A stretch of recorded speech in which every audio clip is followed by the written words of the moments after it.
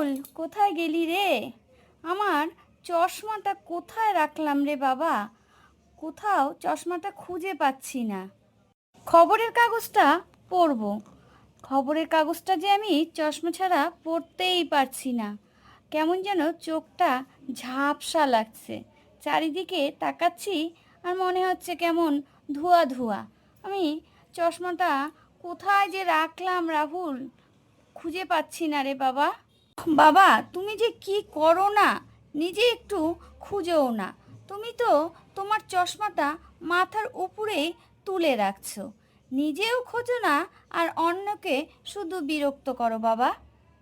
প্রত্যেক দিনের কাজ তোমার এটা, প্রত্যেক দিন একই জিনিস ভুলে কি করে যাও বলো তো?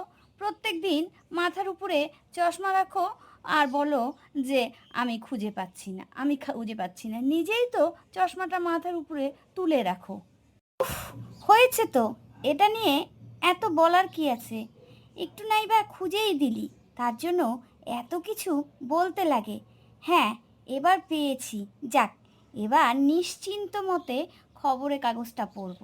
খবরের কাগজটা না পড়তে পেরে না আমার যেন কেমন শরীরটা অস্থির অস্থির লাগছিল। তোরা কি বুঝবি খবরের কাগজের মর্ম?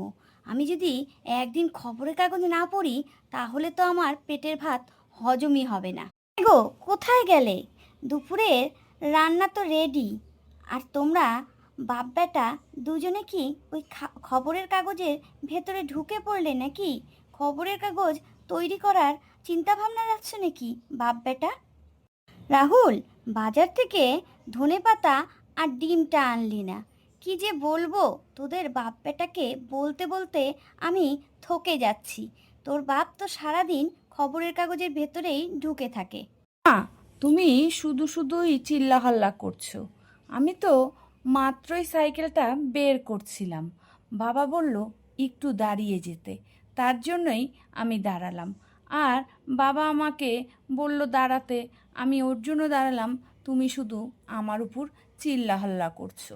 আমি কি করব বলো তো? বাবার কথা যদি অমান্য করি তখন বাবা আবার আমাকে বকা দিবে। আমার সব দিকেই জ্বালা, বুঝলে তো মা? রে রাহুল, তুই তোর দোষটা আমার ঘাড়ে চাপিয়ে দিলি।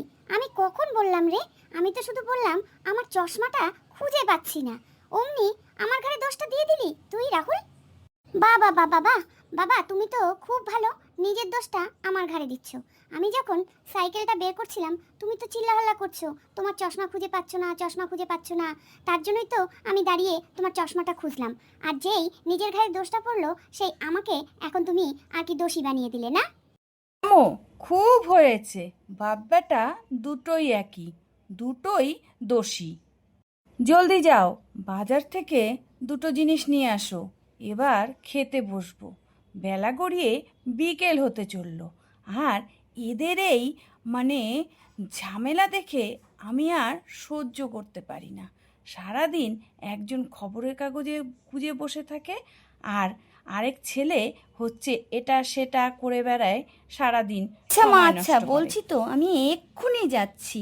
নিমিষের মধ্যেই আমি সাইকেল চালিয়ে গিয়ে নিয়ে আসছি। তুমি চিন্তা করো না, তুমি বলেছো, দেখো আমি 1 মিনিটের মধ্যেই চলে আসছি। মা, আমি বাজার থেকে ডিম আর ধনেপাতা নিয়ে আসবো। তুমি কিন্তু আজকে ডিমের ঝোলটা খুব ভালো করে করবে, বুঝলে তো? অনেক দিন পর ডিমের ঝোল খাবো তো, তাই একটু যদি টেস্ট করে না করো তাহলে ভালো লাগবে না। হ্যাঁ হ্যাঁ রাহুল, তুই শিগগিরই যা। আমি এবার খবরের কাগজটা বন্ধ করে রাখি। ওটা না হয় আমি বিকেলের দিকে আবার পড়ব। যাই, হাত মুখটা ধুয়ে আসি। ধুয়ে খেতে বসতে হবে তো। আর খবরের কাগজ তো বাড়িতেই আছে, কোনো সমস্যা নেই। কিন্তু দুপুরের খাওয়ারটা যদি বন্ধ হয়ে যায় তাহলে তো সমস্যা। তাই আগে খাওয়ারটা খেয়ে নিই, তারপরে না হয় খবরের কাগজটা আমি পরেই পড়ব। হ্যাঁ বাবা, ঠিক বলেছ। খবরের কাগজ তো যখন তখন পড়া যাবে, কিন্তু দুপুরবেলায় এই যে পরিবারের সবাই মিলে একসাথে বসে খাওয়ার আনন্দটাই আলাদা। এই আনন্দটা কিন্তু বাবা টাকা পয়সা দিয়েও কিনে পাওয়া যায় না। তাই আমরা সবাই একসাথে শান্তি মতন খাবো। আর তোমার খবরের কাগজ ওটা তো তুমি যখন খুশি তখন পড়তে পারবে। চলো চলো বাবা, খেতে বসি।